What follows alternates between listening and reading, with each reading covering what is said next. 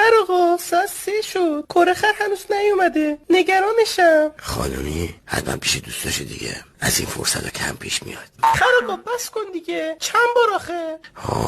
راست میگی، الان زنگ میزنم خونه دوستاش.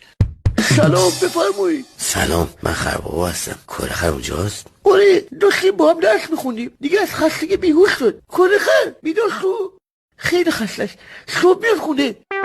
مشکوکه، کره خر که درسمون نبود. بذار یه زنگ بزنم خونه شیر. الو بفرمایید. سلام، کره خر اونجاست؟ آره داره درس میخونه، قسم خورده تا کتاب تموم نکنه جواب هیچ کسی رو نده. کره خر بیا باباته، فعلا جواب نمیده. شما نگران نباشید، با خیال راحت مطالعه خودتون چی بخوابید. بی تربیت بی نزاکت، مگه میشه همزمان چند جا باشه؟ صبر کن به خونه اون دوستشم زنگ بزنم. الو؟ بله خربابا. پسر تا این وقت شب اونجا چیکار میکنی؟ بابا دارم درس میخونم، چقدر درس لذت بخشه. سلام خربابا. چه مبحثای شیرینی. سلام پسر، بیا یکم با خودت صحبت کن. ها؟ بله.